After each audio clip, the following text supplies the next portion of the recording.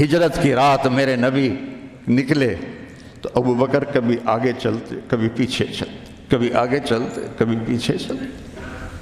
آپ اپنے پنجوں کے بل چل رہے تھے کہ پاؤں کے نشان نہ پڑ جائیں اور کھوجی نہ دیکھ لے، تو پھر آپ نے فرمایا ما لکا یا ابا بکر، ابو بکر کیا ہوا ہے؟ کبھی آگے آ جاتے ہو کبھی پیچھے ہو جاتے ہو۔ کہا یا رسول اللہ، جب مجھے خیال آتا ہے آگے کوئی چھپا ہوا دشمن وار نہ کر دے تو میں آگے ہو جاتا ہوں کہ میرے اوپر آئے، آپ پہ نہ آئے، اور جب مجھے خیال آتا ہے پیچھے سے کوئی آ کے حملہ نہ کر دے تو میں بھاگ کے پیچھے ہو جاتا ہوں کہ آپ کے اوپر وار نہ آئے، میرے اوپر آئے۔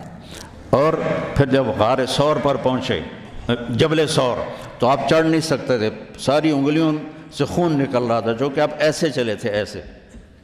ابوبکر نے کندھے پہ بٹھایا اور پورا پہاڑ طے کیا، اوپر لے گئے، آپ کو باہر بٹھایا، سارے سوراخ بند کیے، اور اس کے بعد سوراخ زیادہ تھے تو پگڑی کو اتارا، اس کو پھاڑ کے سوراخ بند کیے، پھر اس کے بعد سوراخ زیادہ تھے، کرتے کو اتارا اور پھاڑ پھاڑ کے سوراخ بند کیے، ایک جس میں سانپ تھا وہاں اپنی ایڑی کو رکھ دیا، کہا مرحباً یا رسول اللہ۔ آپ اندر آئے تو اندھیرا تھا، آپ کو پتہ نہیں چلا، جب تھوڑی سی روشنی ہوئی تو آپ نے دیکھا نہ کرتا نہ پگڑی۔ ابو بکر مالک، یہ کیا ہوا ہے؟ تیرا عمامہ کدھر ہے؟ تیرا کرتا کدھر ہے؟ تو کہا یا رسول اللہ یہ سوراخ تھے، مجھے ڈر ہوا کہ ان میں کوئی چیز آپ کو تکلیف نہ پہنچائے تو میں نے اپنے کپڑے پھاڑ کے سوراخ بند کیے ہیں۔ تو ایک دم میرے نبی رونے لگے اور ہاتھ اٹھا کر کہا یا اللہ میں ابو بکر سے راضی ہوں، تو بھی اس سے راضی ہو جا اور اسے جنت میں میرا ساتھی بنا دے۔ تو ایک دم جبریل آئے، یا رسول اللہ، اللہ تعالیٰ فرما رہے ہیں ہم ابو بکر سے راضی ہو اور جنت میں آپ کا ساتھی بنا دیا۔ انہوں نے میرے نبی کی زندگی کو یوں سچ کر دکھایا۔ موسیٰ علیہ السلام کی قوم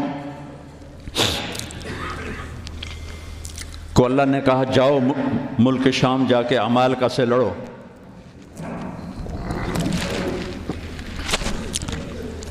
ان کا اذهب انت وربک فقاتلا، تو جا تیرا رب جائے، ہم نہیں لڑتے۔ اور بدر کے لیے جب آپ نے پوچھا بولو کیا کرنا ہے تو مقداد ابن اسود نے کہا اذا لا نقول كما قالت بنو اسرائیل اذهب انت وربك فقاتلا بل نقاتل امامك وخلفك وعن يمينك وعن شمالك۔ یا رسول اللہ ہم بنو اسرائیل نہیں ہیں کہ کہیں جا اور تو تیرا رب لڑے، ہم آپ کے آگے لڑیں گے، پیچھے لڑیں گے، دائیں لڑیں گے، بائیں لڑیں گے، ہماری لاشوں سے گزر کر وہ جائیں گے۔ بنو اسرائیل نے سمندر پار کیا، آگے پتھر کے بت کی پوجا ہو رہی ہے، یا موسیٰ اجعل لنا الہا کما لہم آلہہ، یا اللہ موسیٰ ایک خدا ہمیں بھی لے کر دو اس جیسا۔ یہ بنو اسرائیل ہیں، اور میرے نبی کا انتقال ہوتا ہے پیر کے دن، اور ابو بکر صدیق اوالی گئے ہوئے ہیں اپنی دوسری بیگم کے پاس، ان کو خبر ملتی ہے تو وہ بھاگے ہوئے آتے ہیں اور آپ کے چادر ہٹا کر آپ کا ماتھا چومتے ہیں اور گرم گرم آنسو ماتھے پہ گرتے ہیں، وا خلیلا وا صفیہ وا نبیہ۔ اور اس کے بعد آپ مسجد میں جاتے ہیں تو شور و فغاں ہے اور عمر تلوار لے کے کھڑے ہیں، جو کہے گا اللہ کا رسول فوت ہو گیا میں اس کو قتل کر دوں گا، وہ اللہ کے پاس گئے ہیں، وہ واپس آئیں گے۔ تو ابو بکر ممبر پر آئے، کہا عمر اقعد اقعد، کھڑے ہوئے آدمی کو کہنا ہو بیٹھ جاؤ تو اقعد، اور لیٹے ہوئے آدمی کو کہنا ہو بیٹھ جاؤ تو اجلس۔ یہ حسن عربی ہے کہ ہر حیت کے لیے الگ لفظ ہے، کھڑے کے لیے اقعد، لیٹے ہوئے کے لیے اجلس۔ عمر اقعد، کہا نہیں بیٹھوں گا۔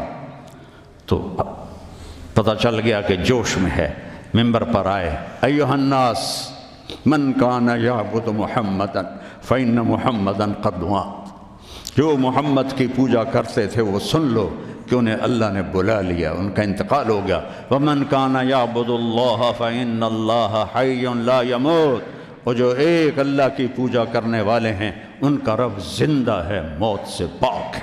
میرے نبی نے ایسے لوگ تیار کیے جنہوں نے میرے نبی کی زندگی کو سچ کر دکھایا اور جانوں کے نذرانے پیش کر کے آپ کی زندگی کو دنیا میں زندہ کیا۔ اس لیے واحد جماعت ہے صحابہ کی جن کی زندگی میں ان کو جنت کے وعدے کر دیے گئے، کلن وعد اللہ الحسنی، اس میں سابقین بھی اور لاحقین بھی سب کے لیے جنت کا اللہ تعالیٰ نے وعدہ فرما دیا ہے۔ ایک امت تیار کی، ایک امت تیار کی۔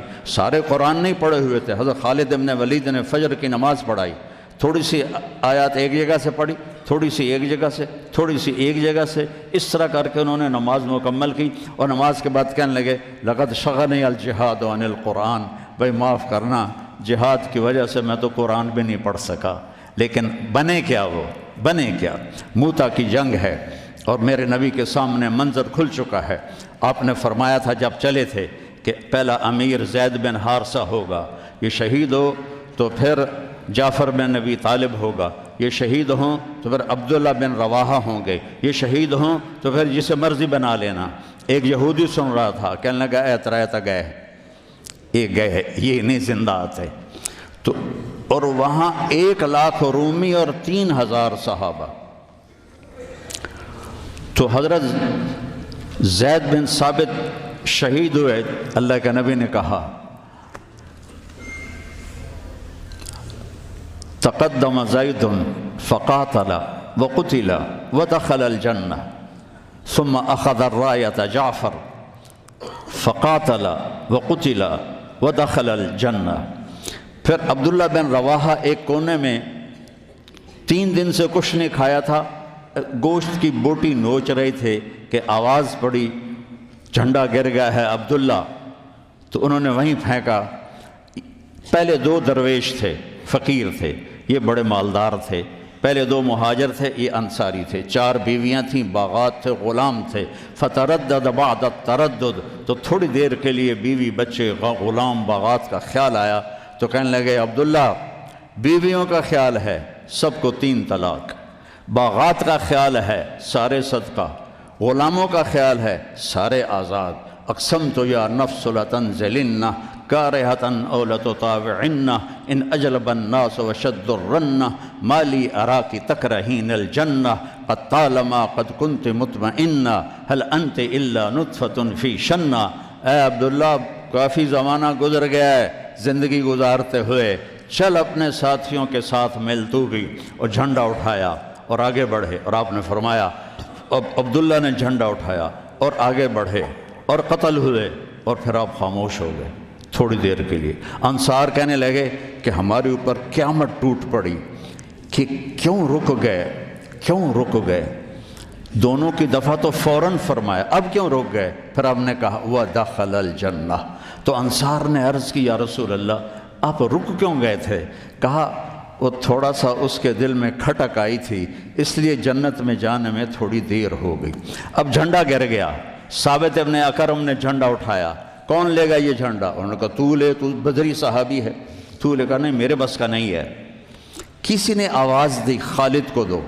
خالد کی پہلی جنگ تھی، صلح حدیبیہ کے بعد ایمان لائے، اور ان کی پہلی جنگ تھی۔ وہ فرمانے لگے بھائی میں تو ابھی مسلمان ہوا ہوں، کسی اور کو جھنڈا دو۔ کہا نہیں، سب نے کہا بس خالد۔